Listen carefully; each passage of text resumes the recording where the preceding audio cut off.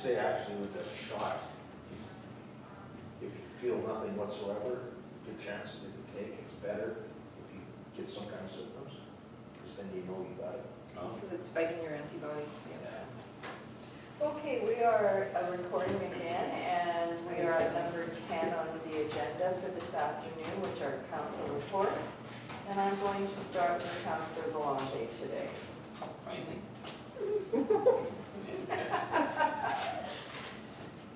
And I've only got one, Madam Chair, May 20th, our county meeting. That's the only thing I have in my book. Okay, thank you for that. Councillor Strang. I have May 17th, I had the RRPD executive meeting, and we had a meeting with HR. We did I was going to say a survey, but an evaluation on the board of directors, and, or on the director of RRPD, and we all came together, and we had HR there. I don't have her last name, but her name was Sue, and we went over the reviews from all the RMs, from all the participating people, and because there was discrepancies, so she sort of just reviewed everything. We had a great discussion, and we had to come up with a more agreeable number or percentage for the evaluation. On May 19th, had WMR and RRPD meeting, and it was to explain the discrepancies on the results from each of the RM's population in the 2050 report. I was just mentioning to the mayor that I believe that some of the RMs, I think the only one out of our little, all our neighboring municipalities is West St. Paul that has an increase in population for 2050. Otherwise, all the rest of us are decreasing. And there was just questions on how the person has come to this, to come with these results. And I had mentioned that, you know, things have changed.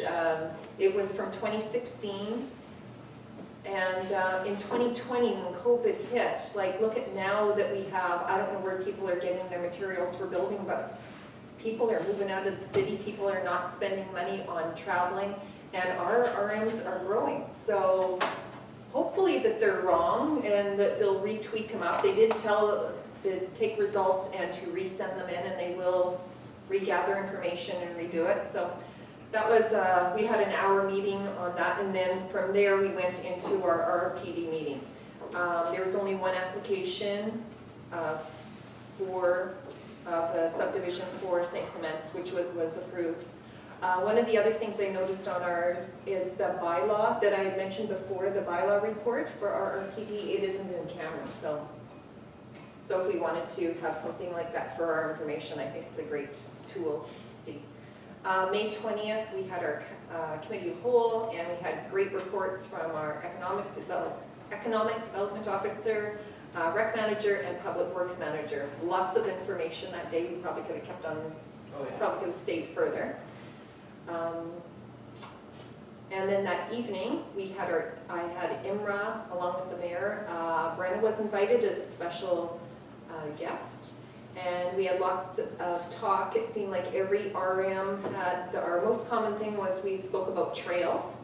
And lots of great talk about investing and what an asset trails are through all the RMs. One thing that I know Councillor Bazarowicz brought up today was blacktop. Actually, St. Andrews was the one that said that was their lesson, that they would never hardtop a trail ever again. Oh, really? They're having to redo them all. Oh. Because they're all cracked up, that it doesn't last our Manitoba winter. So going with the product that you were talking about with the limestone is probably, they'll be taking theirs out and they're going to be having to redo them. And that's it. Okay, thank you for that. Councillor Sutherland. But I have nothing to report. Okay, thank you for that. Councillor Horvis. I just have on the 20th, COM meeting, that's all I have. And just same as Councillor Strang said, lots of information from the three people. Perfect, thank you. Councillor Bazarowicz. Yeah, same thing. I won't elaborate. You were all here. Other than David, but interesting with the blacktop thing there, because Selkirk just did a whole whack of blacktop, and Bossier bought a machine and they did a whole whack of it. I never heard of anybody's failed. So interesting. Councillor Spicer. May 20th Committee of the Whole has been reported already. Thank you. Go ahead, Councillor Belanger. Just regarding an RRPD, as Senator brought it up, can you let us know when that letter that DPAC put together gets there and it goes through the circulation of the Oh, board? sure, it'll probably be on our next, Okay, Our I'm curious to next- see yeah, what people, our their thoughts next are. meeting, so. Okay, and I guess you guys can speak to it. Yeah, Okay. yeah. I think it's getting a little bit better at RRPD where there's more support for those farm splits, I'm gonna call I them. think so too, So, yeah. Yeah, so. Okay, my report. May 11th was regular council.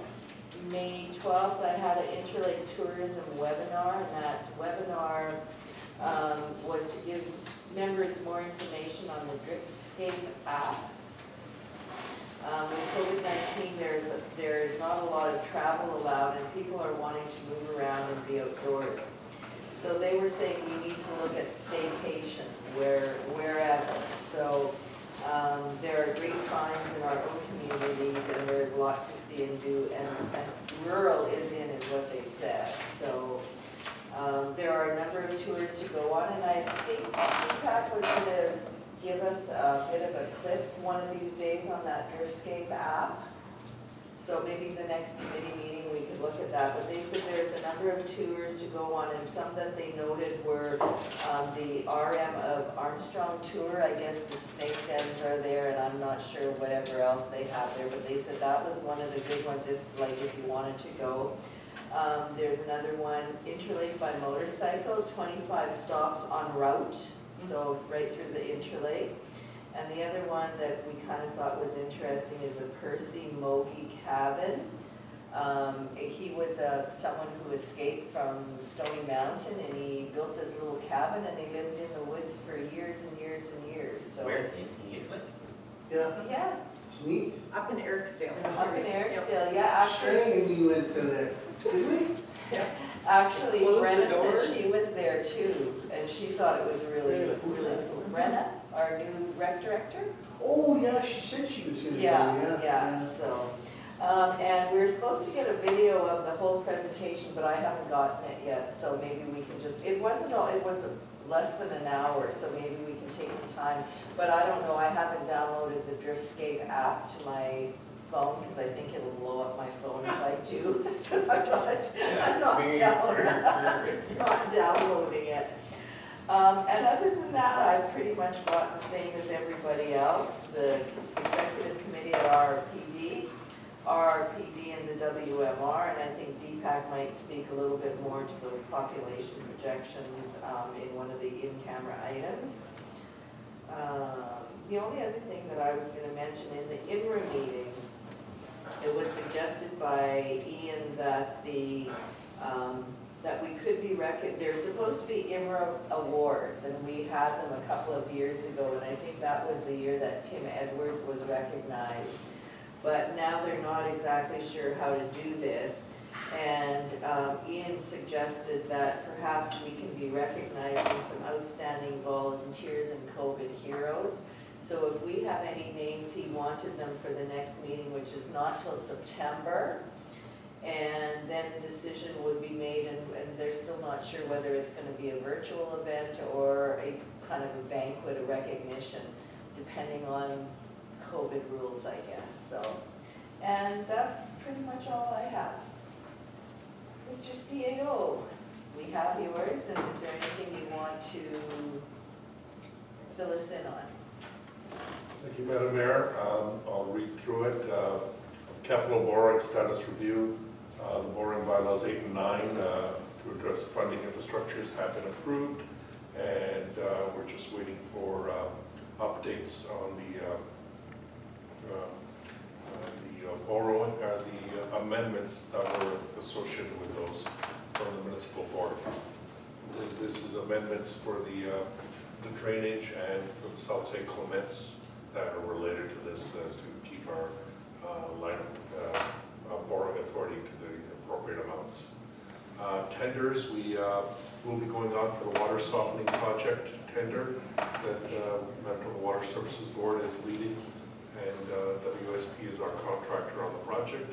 The design of the wastewater force main is nearing completion, and a detailed design of the water line for the lock port is also being completed. We anticipate we'll be going out to tender for this summer for both components, to take advantage of both components installed at the same time. It's anticipated that there might be budget savings on the overall project costs. We are looking at some increased budget costs on the water softener project, and we'll know better after the tendering project. And many of those are basically price escalations due to COVID. The RM office, to also identify, has been closed to the public and open by appointment only, as the province has put in place further restrictions for the public health orders related with COVID. Some project status updates. These were project status updates that were provided at the Committee of the Whole meeting, but I thought I'd just go over them quickly, which was the gravel program, which is started in Area 4 on May the 11th, and the gravel is being tested and passing, and we expect to finish by Area 4 by May 28th, and starting Area 2 and 3 by May 20th, which is a different supplier, and that's where we're also testing out the limestone. Overall, ahead of schedule, and we are using 2 gravel checkers, for the first time, and what we're looking at is to be finished by June 18th, which is approximately 3 weeks sooner than any previous year.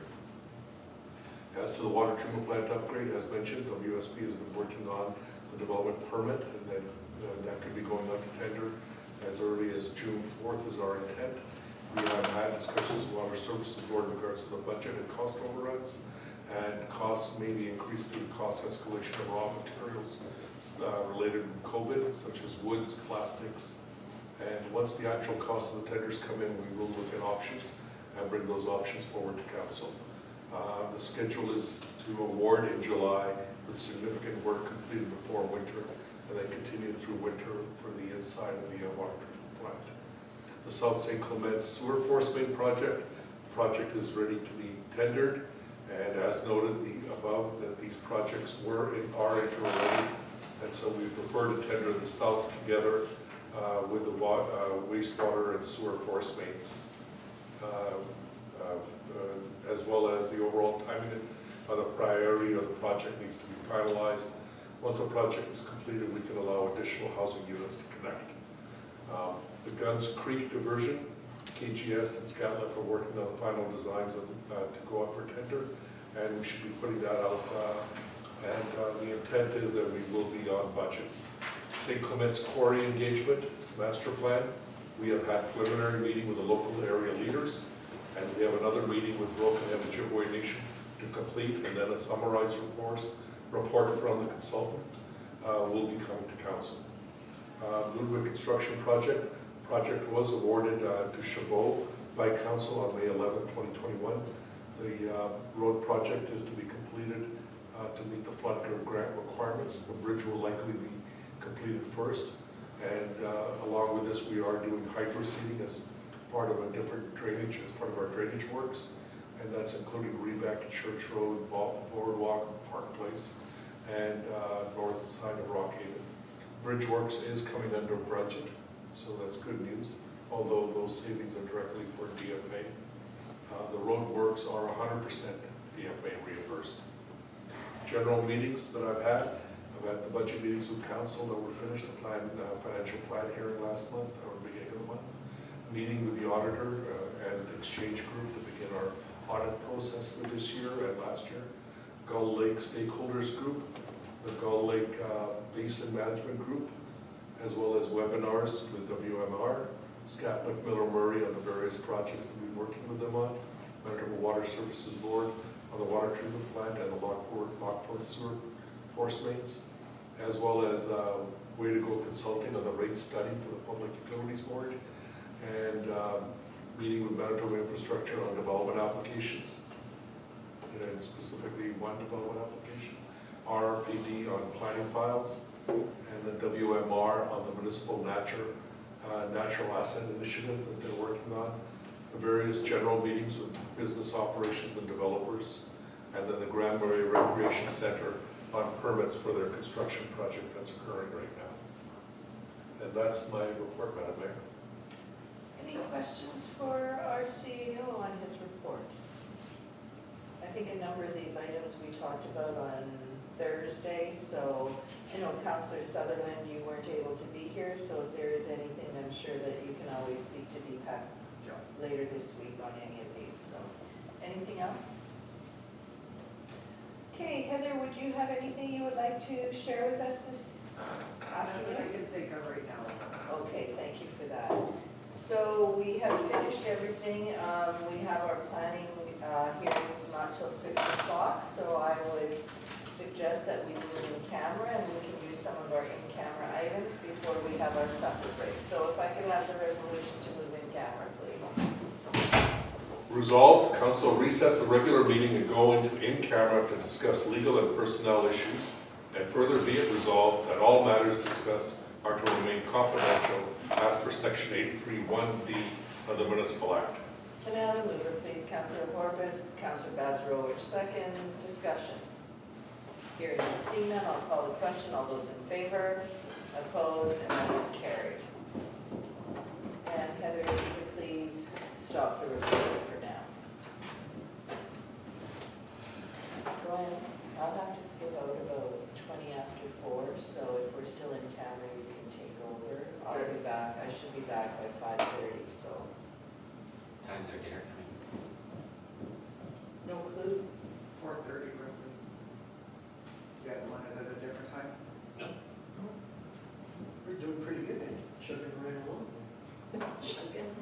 Boy, but there's lots in planning today, eh? Yeah, there's